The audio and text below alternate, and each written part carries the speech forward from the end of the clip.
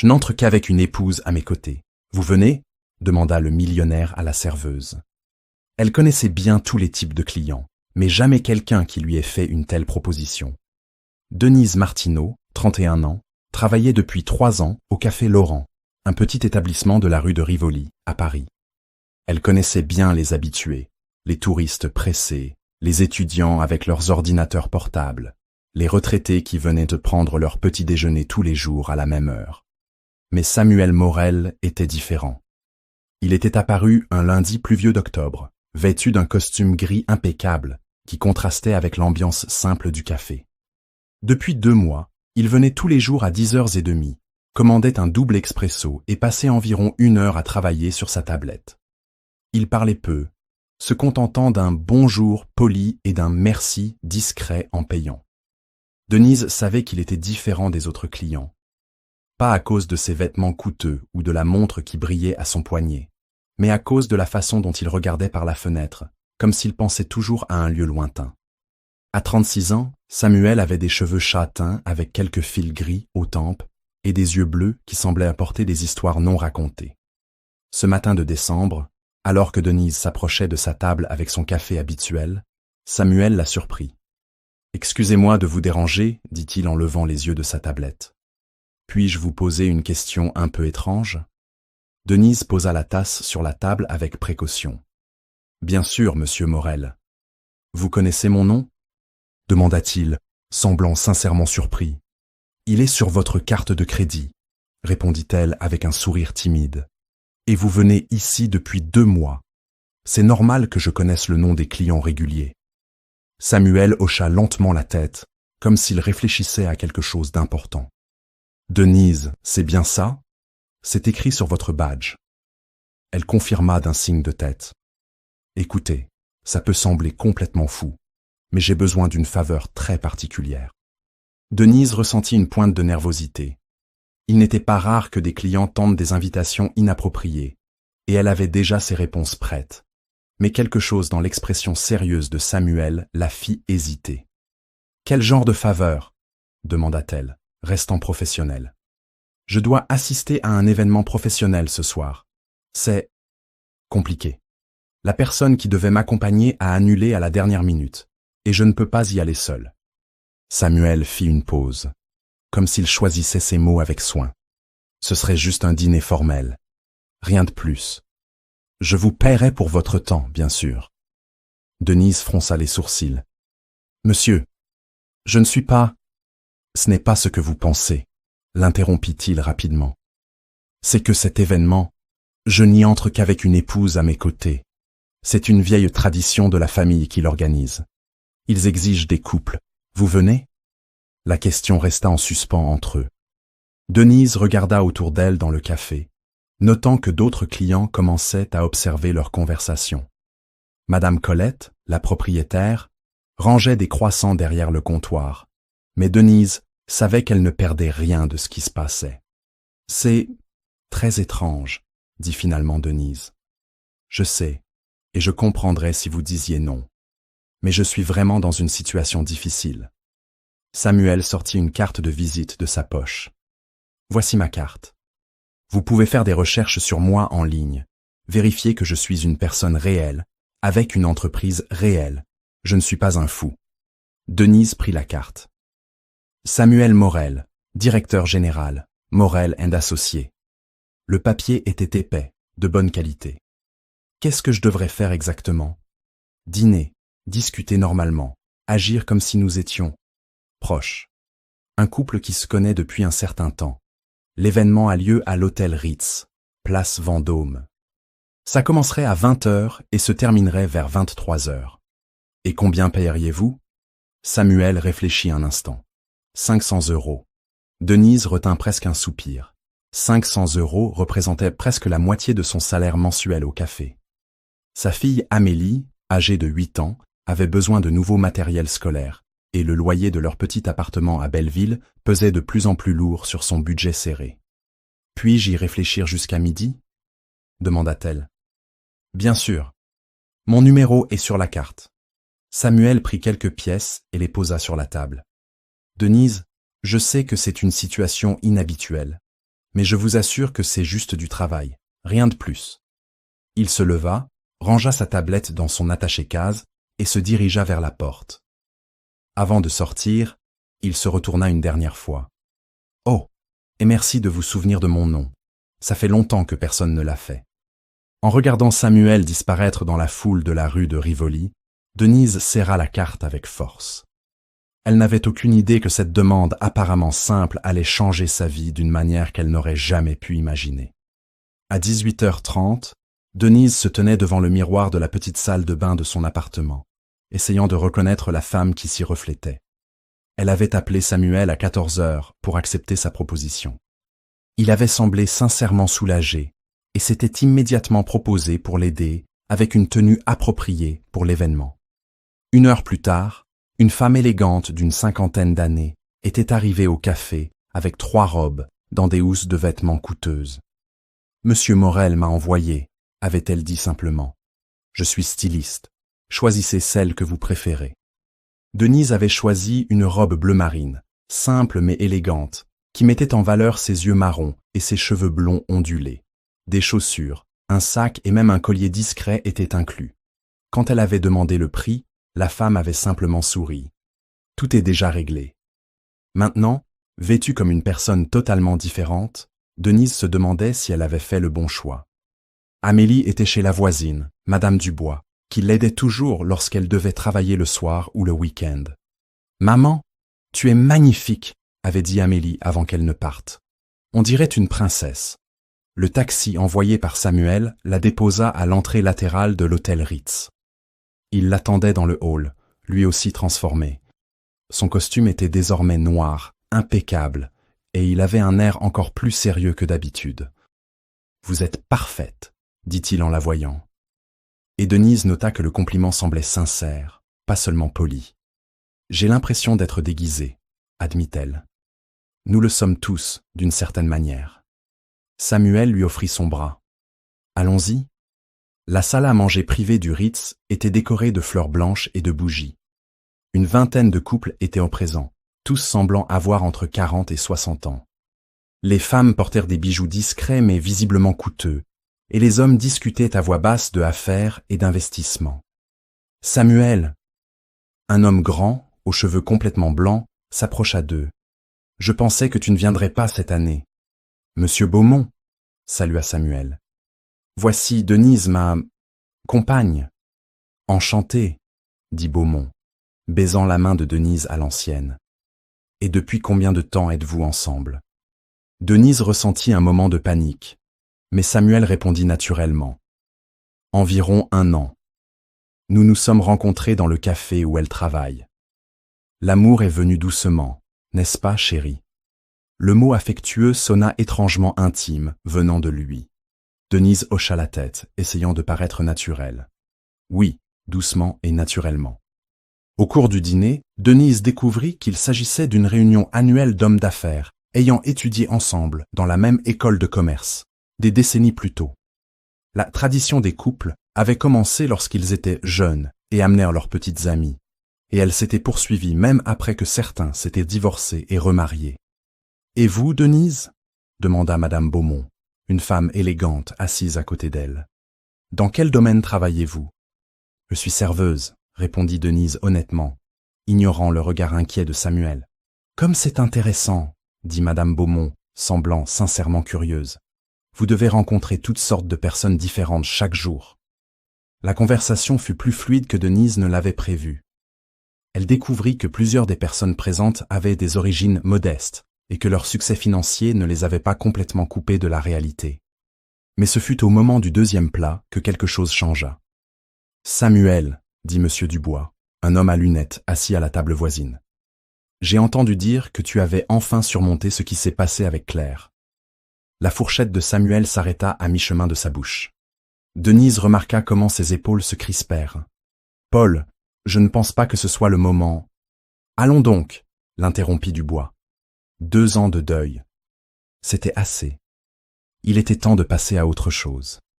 Claire n'aurait pas aimé te voir seule pour toujours. Denise sentit le malaise à la table. Samuel posa sa fourchette sur son assiette et prit une profonde inspiration. Claire était ma femme, expliqua-t-il à voix basse, regardant Denise. Elle est morte il y a 2 ans. Cancer. Oh, murmura Denise, ressentant une pointe de compréhension et de tristesse. Je suis désolé. Merci, dit Samuel. Paul a raison. Elle n'aurait pas aimé me voir figée dans le temps. Le reste du dîner se déroula dans une atmosphère plus sobre. Denise commença à comprendre pourquoi Samuel avait besoin d'une accompagnatrice. Ce n'était pas seulement une question de tradition, c'était aussi pour ne pas être vu comme le veuf solitaire du groupe, l'homme incapable d'aller de l'avant. Vers 22h30, alors qu'il disait au revoir aux autres couples, Madame Beaumont prit Denise à part. « Ma chère, puis-je vous donner un conseil ?» demanda-t-elle à voix basse. « Bien sûr. Samuel est un homme bien. Nous le connaissons depuis plus de 15 ans. Il aimait Claire profondément. Mais ce n'est pas le genre d'homme qui devrait rester seul. » Elle toucha doucement le bras de Denise. « Soyez patiente avec lui. » Dans le taxi du retour, ils restèrent silencieux pendant les premières minutes. Finalement, Samuel parla. « Désolé de ne pas avoir mentionné Claire avant. Je ne voulais pas que ça paraisse trop compliqué. Vous n'avez pas à vous excuser, dit Denise. Maintenant, je comprends pourquoi vous aviez besoin de quelqu'un à vos côtés. Vous vous en êtes très bien sorti. Mieux que je ne l'espérais, d'ailleurs. Merci, je suppose. Samuel sourit. Le premier sourire sincère qu'elle voyait depuis qu'elle le connaissait. Quand vous rentrerez chez vous, vous trouverez une enveloppe avec le paiement convenu. Et Denise, si jamais vous avez besoin de quoi que ce soit, vous pouvez m'appeler. Sérieusement. Le taxi s'arrêta devant l'immeuble modeste où elle vivait. Samuel descendit pour lui ouvrir la porte. Un geste auquel Denise ne s'attendait pas. « Bonne nuit, Denise. »« Bonne nuit, Samuel. » En montant les 4 étages jusqu'à son appartement, Denise portait plus que l'enveloppe contenant 500 €. Elle portait aussi le souvenir des yeux tristes de Samuel lorsqu'ils avaient parlé de Claire, et la sensation étrange que cette soirée n'était que le début de quelque chose qu'elle ne pouvait pas encore comprendre. 2 semaines passèrent avant que Denise ne revoie Samuel au Café Laurent. Elle avait pensé à lui plusieurs fois durant cette période, surtout en comptant l'argent qui lui avait permis de payer le matériel scolaire d'Amélie et d'acheter un nouveau manteau d'hiver pour sa fille. Mais plus que l'argent, elle repensait à l'expression de Samuel lorsqu'ils avaient parlé de Claire, et à la manière douce dont il l'avait traitée toute la soirée. Quand elle le vit enfin entrer dans le café ce matin de décembre, Denise ressentit un étrange mélange de soulagement et de nervosité. « Bonjour Denise », dit-il en se dirigeant vers sa table habituelle. « Bonjour Monsieur Morel, le café habituel ?»« S'il vous plaît. » Elle apporta le double expresso et attendit qu'il dise quelque chose à propos de la soirée au Ritz, mais Samuel se contenta de remercier et d'ouvrir sa tablette. Pendant quelques minutes, Denise l'observa discrètement, tout en servant d'autres clients, jusqu'à ce qu'elle décide de prendre l'initiative. « Comment s'est passé le reste de l'événement » demanda-t-elle en repassant près de sa table. Samuel leva les yeux. « Bien. Vous avez fait un excellent travail. Plusieurs personnes ont remarqué à quel point nous semblions naturels ensemble. »« Oh. En fait, poursuivit-il en fermant sa tablette, j'ai un autre événement la semaine prochaine. Si ça vous intéresse. » Denise hésita. L'argent avait été très utile, mais quelque chose dans la situation la mettait mal à l'aise. Pas à cause de la proposition en elle-même, mais à cause de ce qu'elle ressentait lorsqu'elle était à ses côtés, prétendant être quelqu'un qu'elle n'était pas. Quel genre d'événement? Un cocktail de fin d'année de l'entreprise. Pas très formel, mais ce serait la même situation. « Samuel, » dit-elle, utilisant son prénom pour la première fois. « Puis-je vous demander pourquoi vous ne cherchez pas quelqu'un? Pour de vrai ?» La question le prit au dépourvu. Il posa les mains autour de sa tasse et resta silencieux un moment. « C'est compliqué, » répondit-il enfin. « Comment ça? Les femmes de mon cercle social savent pour Claire. Certaines ont été patientes avec moi pendant les premiers mois après sa mort. Mais après 2 ans, elles attendent quelque chose de plus sérieux. Une vraie relation. Et moi, je ne suis pas encore prêt pour ça. » Denise tira une chaise et s'assit à sa table, ce qu'elle n'avait jamais fait. « Mais ce n'est pas juste pour moi non plus, » dit-elle doucement. « Prétendre être votre petite amie alors que vous êtes, comment dire, émotionnellement indisponible. Samuel la regarda avec une expression qu'elle ne parvint pas à déchiffrer. « Vous avez raison, c'est égoïste de ma part. Ce n'est pas ce que je voulais dire. Non, vous avez raison. » Il soupira. « C'est juste qu'avec vous, c'est plus facile. Il n'y a pas d'attente, pas de pression. Je peux être juste, moi-même. » À cet instant, Amélie entra en courant dans le café. C'était samedi, et Denise l'amenait parfois au travail pendant quelques heures, lorsqu'elle n'avait personne pour la garder. « Maman !» cria Amélie, courant vers la table. « Amélie, doucement !» dit Denise, se levant rapidement. « Désolée !» murmura-t-elle à Samuel. « Pas besoin de vous excuser » répondit-il en souriant à la fillette. « Bonjour, mademoiselle. » Amélie le regarda avec curiosité. « Vous êtes l'homme au beau costume » dit-elle. « Maman a parlé de vous. » Denise sentit son visage s'échauffer. « Amélie, votre maman a parlé de moi » demanda Samuel, semblant sincèrement intéressé. « Elle a dit que vous êtes triste, mais poli » répondit Amélie avec la franchise brutale des enfants de 8 ans. Samuel rit, et Denise nota que c'était la deuxième fois qu'elle le voyait rire sincèrement. « Amélie a raison, » dit-il en regardant Denise. « Je suis triste. Mais votre maman m'aide à être moins triste. » « Comment ? » En s'en étant gentille. En se souvenant de mon nom. En me traitant comme une personne normale. Amélie hocha la tête, comme si cela avait tout le sens du monde. « Vous voulez jouer aux cartes avec moi ?» demanda-t-elle. « Maman m'a appris à jouer à la bataille. » Samuel regarda Denise, qui fit un geste d'excuse. « Elle adore les cartes. Vous n'êtes pas obligé. »« J'adorerais, » dit Samuel. « Si votre maman est d'accord. » Pendant l'heure suivante, Denise observa Samuel jouer aux cartes avec Amélie à une table du café. Il était patient, expliquait les règles avec soin et laissait la fillette gagner quelquefois sans que cela paraisse trop évident. Amélie était enchantée par l'attention. « Dites-moi de quelle ville et de quel pays vous regardez cette vidéo, je lirai tous les commentaires. » Quand arriva enfin l'heure pour Amélie de partir avec Madame Dubois, venue la chercher pour le déjeuner, Samuel resta assis à la table, l'air pensif. « Elle est adorable, » dit-il. « Merci. Elle vous aime aussi. »« Denise, » hésita Samuel. « Puis-je vous poser une question personnelle ?»« Bien sûr. »« Le père d'Amélie. »« Il a disparu quand elle avait 2 ans, » répondit Denise simplement. « Il a dit qu'il n'était pas prêt pour la responsabilité. Nous ne l'avons jamais revu. » Samuel hocha lentement la tête. « Ça doit être difficile. Élever une fille seule. » Parfois, mais c'est une bonne fille. Et nous avons une vie simple, mais heureuse. Je vois ça. Elle est très sûre d'elle pour une enfant. Ils restèrent silencieux quelques minutes. Enfin, Samuel parla. À propos de l'événement de la semaine prochaine. Oubliez ce que j'ai demandé. Vous avez raison. Ce n'est pas juste. Samuel. Non. Je dois arrêter d'utiliser les autres pour éviter d'affronter mes propres problèmes. Il se leva et posa de l'argent sur la table. Je vais essayer d'aller vraiment de l'avant. Attendez, dit Denise, se levant aussi. Oui ? Si vous voulez juste parler un jour, comme amis, sans prétendre être des amoureux ou quoi que ce soit, juste parler. Je suis toujours ici de 8 à 17 heures. Samuel la regarda longuement. J'aimerais ça, dit-il enfin. J'aimerais beaucoup. Quand il quitta le café ce jour-là, Denise eut le sentiment que quelque chose d'important avait changé entre eux. Elle ne savait pas exactement quoi, mais elle sentait que Samuel commençait à émerger du brouillard de tristesse qui l'enveloppait, et qu'elle y jouait peut-être un rôle. L'hiver à Paris était particulièrement rigoureux ce janvier-là, et le Café Laurent devint un refuge encore plus chaleureux pour ses clients habituels. Samuel venait maintenant presque tous les jours, pas seulement à 10h30, mais parfois aussi en fin d'après-midi, quand l'affluence diminuait. Denise commença à remarquer des détails à son sujet qu'elle n'avait pas vus auparavant. Comme il laissait toujours un pourboire généreux, mais discret. Comme il saluait Madame Colette avec une politesse sincère. Comme ses yeux s'illuminaient légèrement quand Amélie apparaissait le samedi.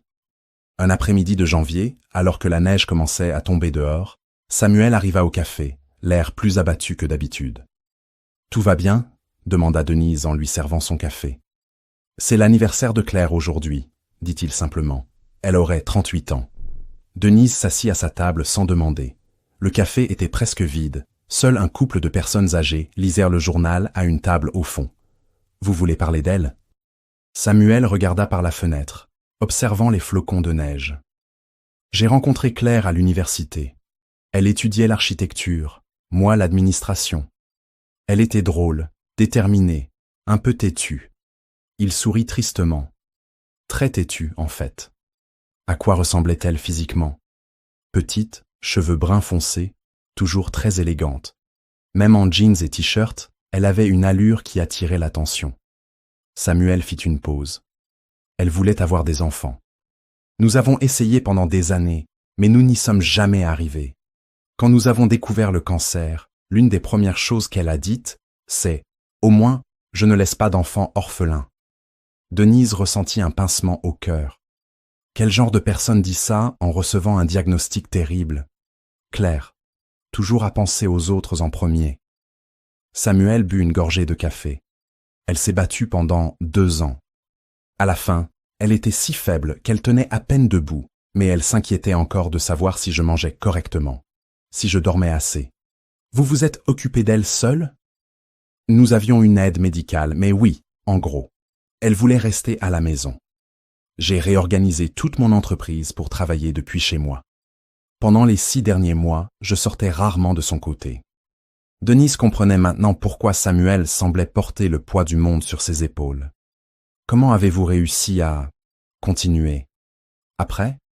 Honnêtement, les premiers mois je fonctionnais juste. Je me levais, prenais une douche, allais travailler, rentrais à la maison, dormais. Et je recommençais. Il la regarda directement. C'est Monsieur Beaumont qui m'a convaincu de reprendre les événements sociaux. Il disait que Claire serait furieuse de me voir me laisser dépérir seule. Et il avait raison? Probablement. Claire me disait toujours que j'avais besoin de gens autour de moi. Elle était plus sociable que moi. Samuel fit une pause. Vous me rappelez un peu elle, parfois. Comment ça? La manière dont vous traitez les gens, avec une gentillesse sincère, sans rien attendre en retour. La façon dont vous vous occupez d'Amélie avec tant de dévouement. Claire vous aurait apprécié. À cet instant, Amélie entra en courant dans le café, comme tous les samedis.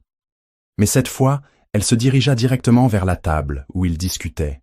« Bonjour Samuel », dit-elle, utilisant son prénom comme s'ils étaient de vieux amis. « Bonjour ma petite », répondit-il, et Denise nota la tendresse sincère dans sa voix.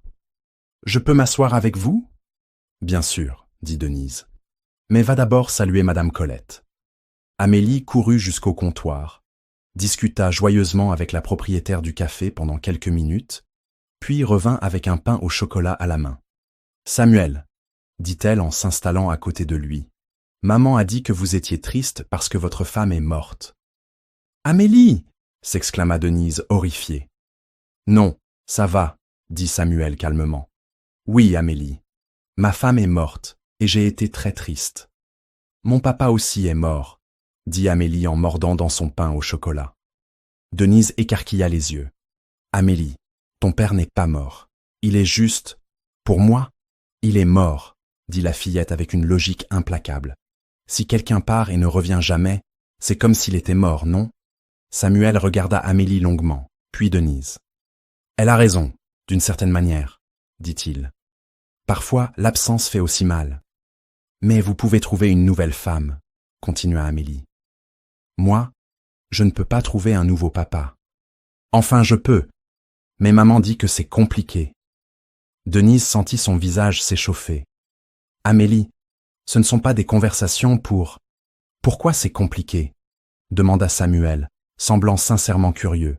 « Parce que, » expliqua Amélie, « les hommes ont peur quand ils savent que tu as une fille. Ou alors, ils veulent être ton petit ami, mais pas être un vrai papa. » La franchise brutale de l'enfant laissa un silence gênant à la table. « Et comment saurais-tu si quelqu'un veut être un vrai papa ?» demanda Samuel doucement. Amélie réfléchit un moment, mâchant son pain au chocolat. S'il se souvenait de ce que j'aime, s'il venait me voir quand je suis malade, s'il me défendait si quelqu'un était méchant avec moi. Elle regarda Samuel droit dans les yeux. S'il jouait avec moi-même quand il est fatigué. Samuel hocha lentement la tête. Ce sont des critères très sensés. Samuel, dit Amélie, vous aimeriez être papa? Amélie! Denise était mortifiée. Assez de ces questions. Non, ça va, dit Samuel. Oui, Amélie, j'aimerais être papa. Ta maman et moi voulions beaucoup avoir des enfants. Alors pourquoi vous n'adoptez pas un enfant? C'est compliqué. Les adultes disent toujours que c'est compliqué, soupira Amélie.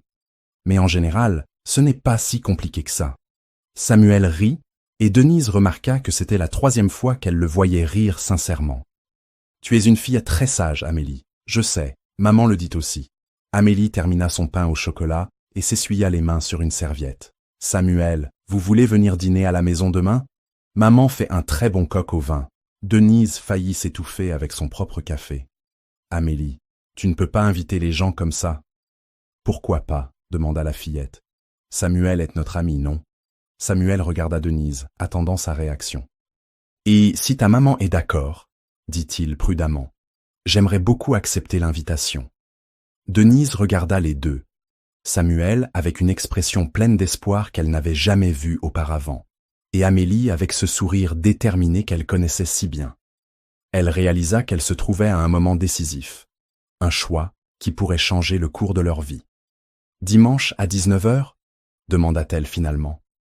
Le sourire de Samuel fut une réponse suffisante. L'appartement de Denise à Belleville n'avait jamais accueilli un visiteur comme Samuel Morel. C'était dimanche après-midi, et elle était nerveuse comme elle ne l'avait pas été depuis des années. Amélie, en revanche, était euphorique, ayant passé toute la matinée à aider sa mère à nettoyer l'appartement et à préparer le dîner. « Maman, tu penses que Samuel va aimer notre appartement ?» demanda Amélie pour la 10e fois, en arrangeant les coussins du petit canapé de la salle. « J'en suis sûre, ma chérie, » répondit Denise en assaisonnant le poulet. « Mais souviens-toi, il est habitué à des endroits très différents du nôtre. »« Peu importe, » dit Amélie avec conviction.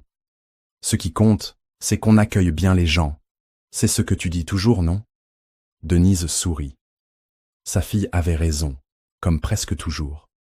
Samuel arriva ponctuellement à 19h, avec une bouteille de vin et un petit bouquet de fleurs. Mais ce qu'il tenait dans l'autre main fit crier Amélie de joie. Une boîte contenant un jeu de société. « C'est un jeu de construction de ville, » expliqua-t-il en tendant la boîte à Amélie. « J'ai pensé que ça pourrait te plaire, vu que tu es très intelligente.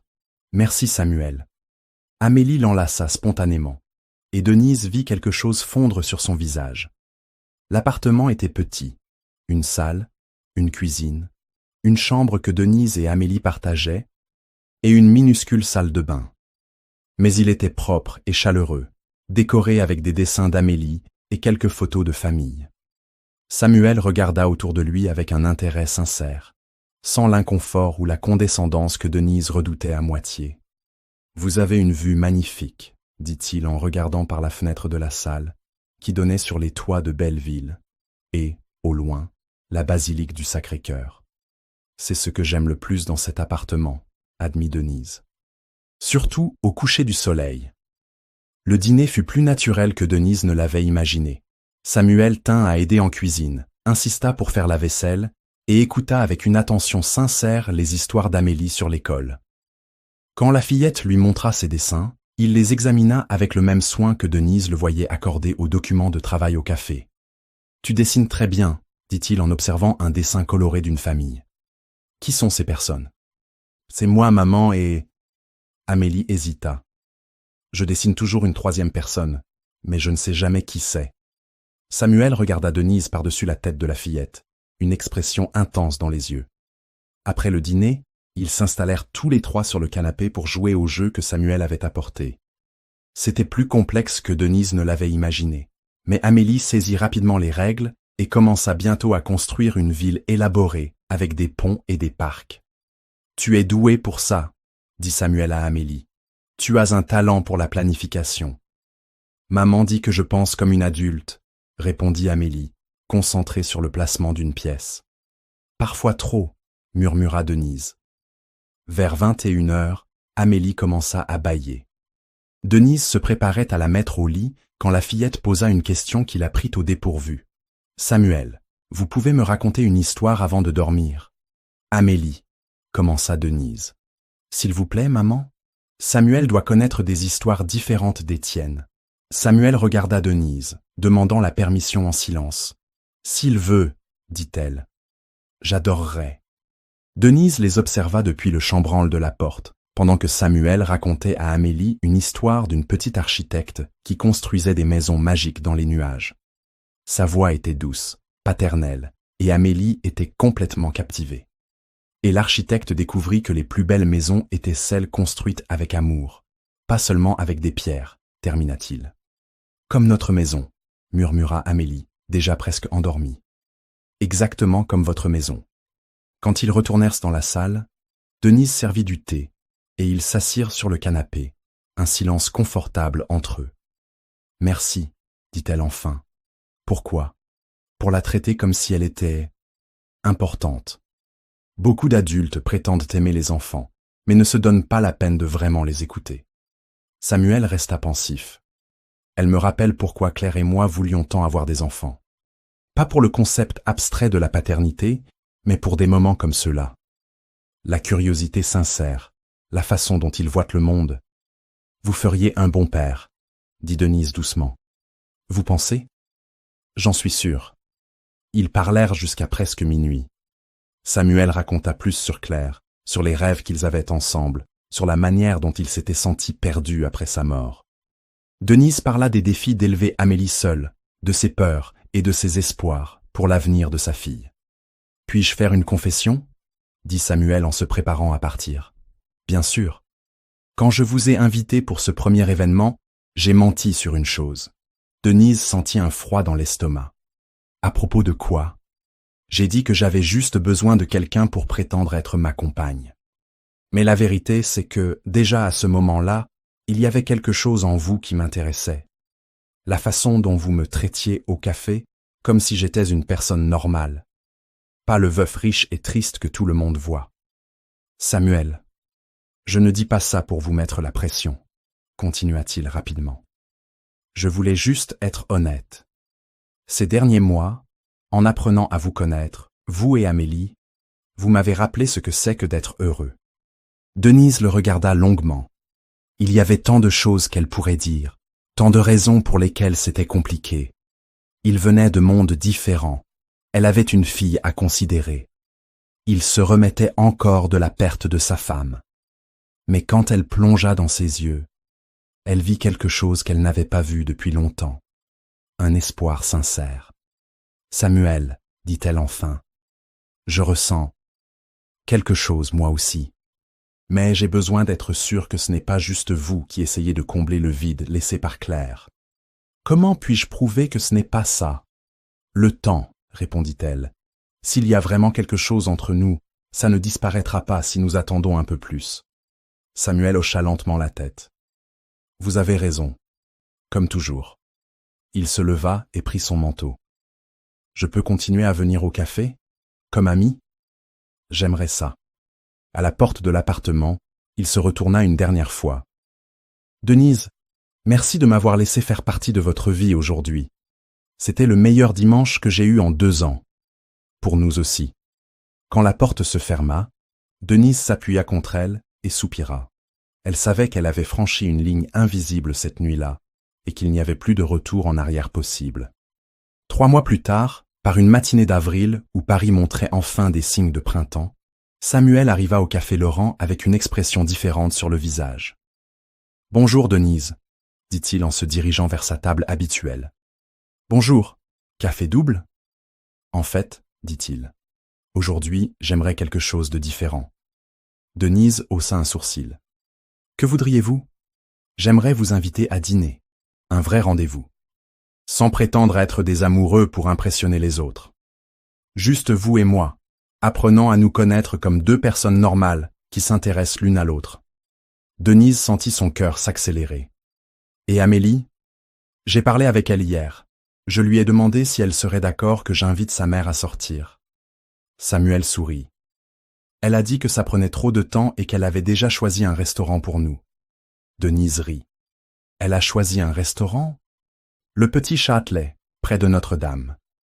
Elle a dit que c'était romantique mais pas trop cher, parce que vous vous inquiéteriez du prix. Notre fille nous connaît trop bien. Notre fille? Denise réalisa ce qu'elle avait dit et rougit. Je voulais dire... Non, l'interrompit Samuel doucement. J'ai aimé comment ça sonnait. Ce soir-là, pendant le dîner au Petit Châtelet, avec Notre-Dame illuminée en arrière-plan et le son doux de la Seine coulant à proximité, Samuel prit la main de Denise sur la table. « Puis-je vous dire quelque chose ?» demanda-t-il. « Bien sûr. Ces derniers mois, en vous observant avec Amélie, en voyant comment vous prenez soin l'une de l'autre, comment vous avez construit une vie heureuse ensemble, ça m'a fait réaliser quelque chose. Quoi? Que l'amour, ce n'est pas juste trouver quelqu'un pour combler un vide. C'est trouver quelqu'un qui vous donne envie d'être une meilleure version de vous-même. » Il serra doucement sa main. « Vous et Amélie me donnez envie de ça. Samuel, vous n'avez pas à répondre maintenant. Je voulais juste que vous sachiez que je suis prêt. Pour tout. Pour être un vrai partenaire. Un vrai père si Amélie veut m'accepter. Pour construire une vraie famille. » Denise regarda l'homme en face d'elle. Ce n'était plus le veuf triste et perdu qu'elle avait rencontré au café. C'était quelqu'un qui avait retrouvé l'espoir, qui était prêt à recommencer. « Amélie vous accepte déjà, » dit-elle doucement. « Et moi, je suis prête aussi. » Le sourire de Samuel illumina tout son visage. 1 an plus tard, lors d'une cérémonie simple et intime au Café Laurent, décorée spécialement pour l'occasion par Madame Colette, Denise Martineau devint Denise Morel. Amélie fut la demoiselle d'honneur, portant les alliances avec le sérieux de quelqu'un qui savait participer à quelque chose de très important. Pendant les vœux, Samuel s'adressa d'abord à Denise. « Vous m'avez appris que recommencer ne signifie pas oublier le passé, mais choisir de construire un avenir meilleur avec les leçons que nous avons apprises. » Puis il se tourna vers Amélie. « Et toi, tu m'as appris que être père n'a rien à voir avec la biologie, mais avec être présent, se soucier vraiment, vouloir faire partie de ton histoire. » Amélie sourit et murmura quelque chose que seuls les trois entendirent. « Maintenant, je peux dessiner ma famille complète. » En quittant le café en tant que famille, passant devant les mêmes clients habituels qui avaient été témoins de leur première rencontre timide, Denise pensa à la manière dont la vie nous surprend parfois. Parfois, la vie nous donne une seconde chance quand on s'y attend le moins, et le courage de la saisir quand on en a le plus besoin. Si vous avez aimé cette histoire, laissez un commentaire ci-dessous, partagez-la avec vos amis et inscrivez-vous pour écouter les prochaines.